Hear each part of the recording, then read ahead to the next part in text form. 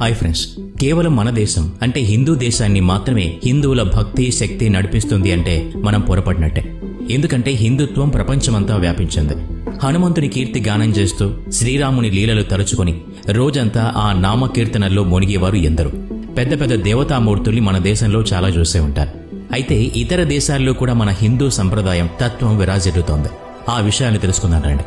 ముందుగా ఇండోనేషియాతో మొదలు పెడదాం.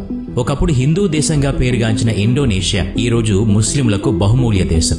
కానీ హిందూ సంప్రదాయం హిందుత్వం అణువణువునా కనిపిస్తూ ఉంటుంది. హిందువులుగా హిందూ సంప్రదాయాల గురించి హిందుత్వం గురించి మాట్లాడుకునే మన దేశంలో మన కరెన్సీ నోట్ల మీద బహుశా మనకి దేవుడి బొమ్మలు కనిపించవు. కానీ ఇండోనేషియా కరెన్సీలో మాత్రం వినాయకుడి బొమ్మ కనిపిస్తుంది. అంతేకాదు వారి విమానాలపై కూడా విష్ణుమూర్తి వాహనమైన గరుడ పక్షి బొమ్మ కనిపిస్తుంది.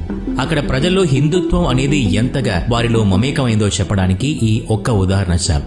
అక్కడి అత్యంత ప్రభావవంతమైన జ్వాలాముఖి మౌంట్ బ్రోమో ముఖం దగ్గర వినాయకుడి విగ్రహం కనిపిస్తుంది. దాదాపు 700 సంవత్సరాల నుంచి ఆ వినాయకుడే జ్వాలాముఖి నుంచి ప్రజల్ని రక్షిస్తున్నాడు అని నమ్ముతారు. అక్కడికి దగ్గరలో ఉన్న బాలి ద్వీపంలో కూడా ప్రజలు హిందూ ధర్మాన్ని పాటిస్తారు. అక్కడ ఒకదాన్ని మించి ఒకటి హిందూ దేవాలయాలు మనకు దర్శనమిస్తాయి. వాటిలోని దేవతామూర్తులు కూడా అబ్బురపరుస్తాయి. వాటిలో ఒకటి విష్ణుమూర్తి యొక్క విగ్రహం. ప్రపంచంలోనే అతిపెద్ద విష్ణు విగ్రహంగా పేరుంది. స్టాచ్యూ ఆఫ్ గరుడా పేరుతో కొలుస్తారు ఆ విగ్రహాన్ని. ఇక్కడ 1వ శతాబ్దం నుంచి హిందూ ధర్మాన్ని పాటిస్తున్నారని చరిత్ర చెబుతోంది. ఒకప్పుడు చెట్లు పుట్టల్ని దేవుడిగా భావించి పూజించేవారు. ఆ సంప్రదాయం ఇప్పటికీ ప్రతి 12 సంవత్సరాలకు ఒకసారి మనకు కనిపిస్తూ ఉంటుంది. వాటిని గుడిలో దేవతలుగా నిలిపి ఉత్సవాలు జరుపుతారు. ఉత్సవాల్లో పాలు పంచుకునేందుకు ప్రపంచంలోని నలుమూలల నుంచి పర్యాటకులు వస్తూ ఉంటారు. శ్రీలంక. ఇక్కడ 70% పైగా ప్రజలు బౌద్ధ మతం స్వీకరించిన వారే కనిపిస్తారు. కానీ ఒకప్పుడు శ్రీరామచంద్రుడు పరోక్షంగా ఇక్కడ రాజ్యమేలాడని చెప్తారు. ఇక్కడ ఇప్పటికీ 12% ప్రజలు హిందూ ధర్మాన్ని పాటిస్తూ ఉన్నారు. ఆ విషయం మనకి అణువణువు కనిపిస్తూనే ఉంటుంది. పూజలు, సంప్రదాయాలు, కట్టుబాట్లు, హిందూ ధర్మాన్ని గురించిన విగ్రహాలు ఇవన్నీ మనకు ప్రతి చోట దర్శనమిస్తాయి. శ్రీరామచంద్రుడు సీతాదేవి జీవితాల్లోని ముఖ్యమైన ఘట్టాలు ఇక్కడే జరిగాయని మనకు రామాయణ ఇతిహాసం చెబుతోంది. అక్కడ జరిగిన ఆ ఘట్టాలతో వారికి శ్రీలంకతో ఎంత సంబంధం ఉందో కూడా తెలుస్తోంది. అందుకే హనుమంతుడితో పాటు సీతారామచంద్రుల్ని కూడా ఇక్కడ విశేషంగా పూజిస్తారు. ప్రపంచంలోని హిందూ ధర్మాన్ని పాటిస్తున్న దేశంగా శ్రీలంకకి గొప్ప పేరుంది. జనాభాలో కూడా ప్రపంచంలో మన తర్వాత స్థానం శ్రీలంకదే. జపాన్. సనాతన ధర్మాన్ని పాటించడంలో జపాన్ ప్రజలు ముందుంటారు. వారి గ్రంథమైన గోల్డెన్ లైట్ పుస్తకాన్ని అనువదించి చూసినప్పుడు మనకు మనం పూజిస్తున్న దేవుళ్ళని వారు కూడా పూజిస్తారు అని అర్థమవుతుంది. ఇక్కడ ముఖ్యంగా లక్ష్మీదేవి, సరస్వతీదేవి, గణేశుడు, విష్ణుమూర్తి, కృష్ణుడు ఇంకా ఇతర దేవుళ్ల విగ్రహాలతో పాటు వారికి పూజలు జరపడం కూడా మనం చూడొచ్చు. పురాతన ఆలయాలు కూడా ఇక్కడ చాలా ప్రసిద్ధి పొందాయి. అయితే వారి భాషలో ఈ దేవుళ్లను ఆ పేర్లతోనే పూజలు చేస్తారు. గణేశుణ్ణి కంగితనని, లక్ష్మీదేవిని కిజిజోతెన్, సరస్వతీదేవికి బెంజటిన్ అని, కుబేరుణ్ణి బిషమున్, మహాశివుణ్ణి దైకోకుటేన్ అన్న పేరుతో పూజిస్తారు.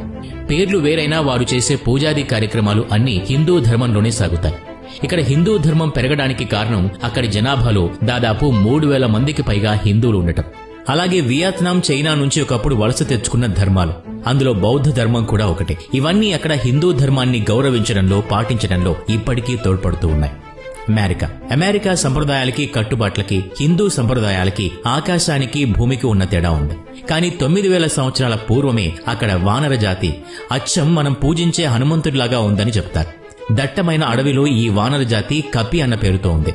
చార్ల్స్ లిండ్బర్గ్ అనే పురాతత్వ శాస్త్రవేత్త ఈ విషయాన్ని ప్రపంచానికి తెలియజేశారు. అప్పట్లో ప్రజలు వానరంలాగా ఉండే విగ్రహాలకి పూజ చేశారు అని పరిశోధనలో తేలింది. ఈ విషయం బయటకు రావడంతో the last city of monkey God అన్న పేరుతో అటువంటి విగ్రహాల కోసం అన్వేషణ కూడా మొదలైంది. మన రామాయణ గ్రంథం ప్రకారం వానరుల రాజధాని కిష్కింధగా మనకు తెలుసు.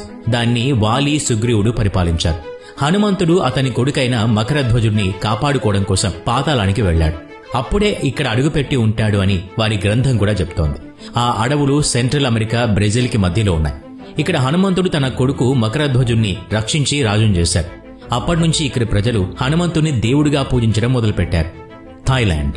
మన దేశంలో అతిపెద్ద వినాయకుడి విగ్రహం మహారాష్ట్రలో ఉందని మనకు తెలుసు. అయితే ప్రపంచంలోనే అతిపెద్ద వినాయకుడి విగ్రహం ఎక్కడ ఉందో తెలుసా? మన దేశంలో కాదు, థాయిలాండ్లో. అక్కడి స్టాంప్ల మీద కూడా మనకి అమ్మవారి బొమ్మలు కనపడతాయి. ఇక్కడ శివుడికి పూమాలలతో పాటు పాలతో కూడా అభిషేకం చేస్తారు. వీరి జాతీయ గ్రంథం ఏంటో తెలుసా? రామాయణం. అందులోని కథలు నాటక రూపంలో కూడా ప్రదర్శిస్తారు. నాట్యంలో కూడా చేసి చూపిస్తారు. రామాయణాన్ని థాయ్ భాషలో రమకీన్ అంటారు. ఒకప్పుడు థాయిలాండ్ పూర్తి హిందూ దేశంగా ఉండేది. కొంతమంది రాజులు బౌద్ధ మతాన్ని అక్కడ ప్రచారం చేయడంతో బౌద్ధం ఎక్కువ ప్రాచుర్యం పొందింది అని చెప్తారు. మన దేవుళ్లకు సంబంధించిన పెద్ద పెద్ద విగ్రహాలు, గుళ్ళు, గోపురాలు, సంస్కృతులు, సంప్రదాయాలు, కట్టుబాట్లు అన్నీ మనం థాయిలాండ్లో చక్కగా చూడొచ్చు. కాంబోడియా ఒకప్పటి కాంబోజీ నగరం తర్వాత కంపోజియా నగరం, అదే ఇప్పుడు కాంబోడియాగా మారింది. ఇక్కడ హనుమంతుని ఎక్కువగా పూజిస్తారు. హనుమంతుడి పేరు మీద 5 స్టాంపులు కూడా విడుదల చేసింది కంబోడియా ప్రభుత్వం. ఆ తర్వాత సీతారాములు, రామలక్ష్మణులు, చివరికి రావణాసుడికి కూడా స్టాంపులు వెలిశాయి. కేవలం 1500 కుటుంబాలు ఉన్న ఈ దేశంలో ఇంతగా హిందూ ధర్మం వెలిగిపోవడానికి గల కారణం ఏంటి? ఒకప్పుడు దాదాపు మొదటి శతాబ్దంలో కౌండిన్యుడు అనే బ్రాహ్మణుడు హిందూ ధర్మాన్ని ఇక్కడ స్థాపించాడు. కాలక్రమంలో ఆ పేరే కంబోజియాగా మారింది. ఆ తర్వాత హిందూ రాజులు శివభక్తులైన స్వయంభూ, కంబు ఈ రాజ్యాన్ని పరిపాలించారు. వీటికి సంబంధించిన ఆధారాలు మనకి వారి ప్రాచీన గ్రంథాల్లో దొరుకుతాయి. అప్పట్నుంచి ఇక్కడ హిందూ ధర్మం పాటిస్తూ ఉన్నారు. న్యూజిలాండ్ గతంలో ఇక్కడ హిందూ ధర్మం ఎలా ఉండేదో మనకు తెలియదు గాని వర్తమానంలో మాత్రం ఇది కూడా హిందూ దేశంగా మారుతోంది అనటానికి ఆనవాళ్లు మాత్రం లభిస్తున్నాయి. ఇక్కడి ప్రధానమంత్రి జసిండా ఆర్డెన్ శ్రీకృష్ణునికి పరమ భక్తురాలు. ఇక్కడ ప్రతి ఒక్కరిలోనూ హిందూ ధర్మం నాటుకుపోయింది అని చెప్పడానికి 28 సంవత్సరాల క్రితం నిర్మించిన శ్రీరామ మందిరమే సాక్ష్యం. ఆ మందిరం నిర్మించి 25 సంవత్సరాలు పూర్తయిన సందర్భంగా వారు చేసిన ఉత్సవాలు మన హిందూ ధర్మానికి సంబంధించినవే. అంతేకాదు త్రిరుల్ సుబ్రహ్మణ్య ఆలయంతో పాటు 68 సంవత్సరాల నుంచి పాలు తాగే వినాయకుడి మందిరం కూడా ఇక్కడ ఉంది. అంతేకాదు కృష్ణుడి ఆలయమైన ఇస్కాన్ మందిరం కూడా ఇక్కడ ప్రత్యేకత. అక్కడ ప్రతి ఒక్కరూ శ్రీకృష్ణుని నామస్మరణతో ఊగిపోతారు. అంతేకాదు జన్మాష్టమి వేడుకలు కూడా అత్యంత వైభవంగా జరుగుతాయి. హిందూ ధర్మం ప్రపంచంలో ఎక్కడికి వెళ్ళినా మనం చూడొచ్చు.